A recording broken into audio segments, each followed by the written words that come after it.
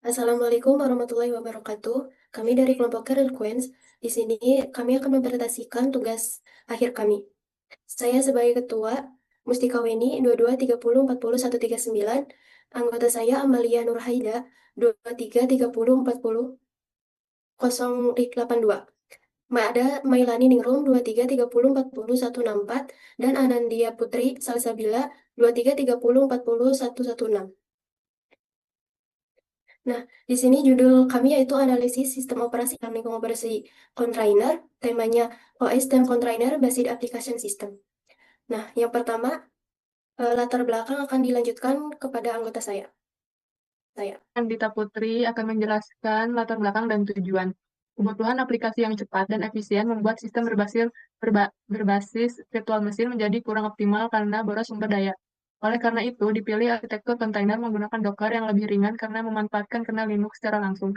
Kaitannya dengan sistem operasi terlihat pada peran kernel Linux Ubuntu dalam mengatur CPU, memori, dan isolasi proses melalui cgroup dan namespace. Tujuan sistem ini adalah membangun aplikasi yang stabil, efisien, dan mudah dikembangkan. Dan di sini ada diagram arsitektur sistem. Sistem berjalan di atas kernel Linux Ubuntu sebagai inti sistem operasi.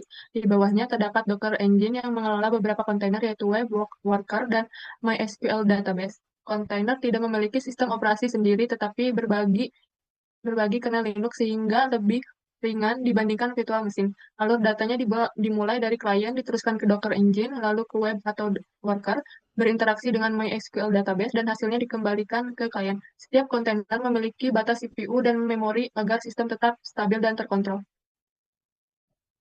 Saya akan menjelaskan implementasi dan analisis sistem. Di sini ada demo implementasi container based system menggunakan Docker di Ubuntu Linux VM. Kontainernya ada web menggunakan Nginx, database menggunakan MySQL, dan ada worker. Selanjutnya resource-nya ada limiting CPU 0.5 core, RAM-nya 256 MB. Monitoring termasuk ada Docker PS, Docker status, ada HTOP, IOTOP, dan verifikasi browser dan CURL agar sistemnya berjalan sepenuhnya terisolasi. Selanjutnya ada demo implementasi. Pada bagian ini, saya akan menampilkan demo implementasi sistem secara langsung untuk membuktikan bahwa arsitektur container-based application benar-benar berjalan di atas sistem operasi Linux. Pertama, saya akan menjalankan perintah .ps. Di sini .ps untuk memastikan seluruh kontainer berada di dalam status running. Selanjutnya, masukkan perintah docker status. Docker status ini digunakan untuk memantau penggunaan CPU dan memori secara real-time. Dari hasil ini, terlihat bahwa pembatasan resource berjalan efektif dan tidak ada kontainer yang mendominasi sistem. Kemudian, untuk aktivitas penyimpanan, kami menggunakan IOTOP.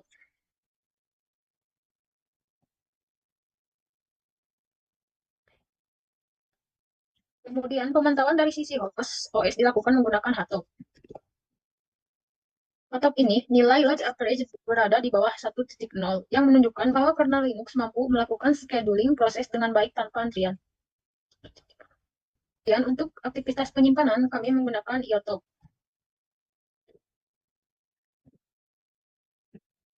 IOTOP ini tidak ditemukannya bottleneck disk yang signifikan. Hal ini menandakan bahwa manajemen I/O oleh kernel berjalan secara efisien. Yang terakhir, layanan web diverifikasi melalui browser dengan perintah CURL HTTP localhost port 8081. Nah, yang berhasil menampilkan halaman Welcome to Nginx ini membuktikan bahwa isolasi jaringan dan port mapping kontainer berjalan secara normal. Dari demo tadi dapat disimpulkan bahwa integrasi Docker dengan fitur kernel Linux menghasilkan sistem yang stabil, ringan, dan responsif, bahkan dengan pembatasan sumber daya.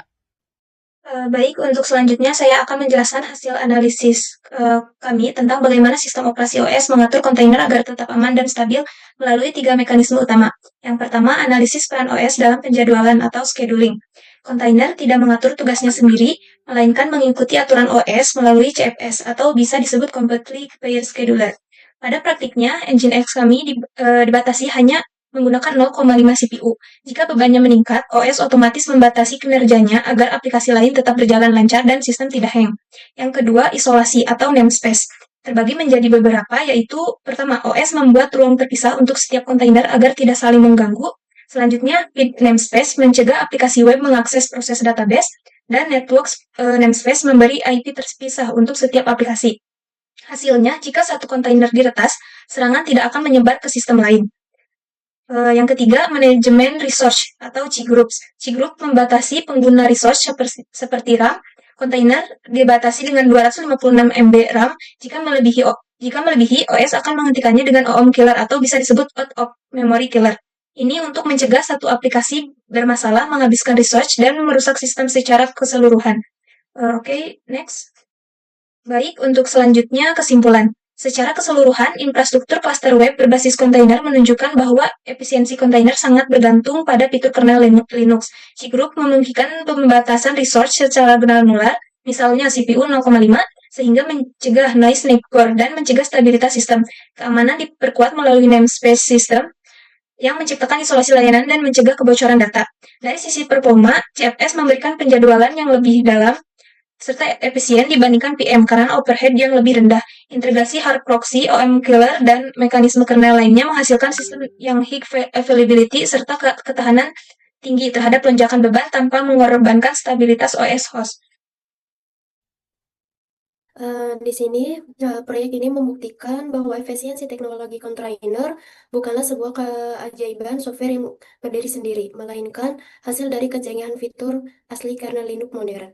Nah, kami ingin mempertegas 3 poin kunci analis kami. Yang pertama, keamanan melalui namespace. Yang kedua, stabilitas melalui cgroups. Yang ketiga, ketersediaan melalui hyperproxy. Selaku ketua kelompok, ingin mengucapkan terima kasih. Wassalamualaikum warahmatullahi wabarakatuh.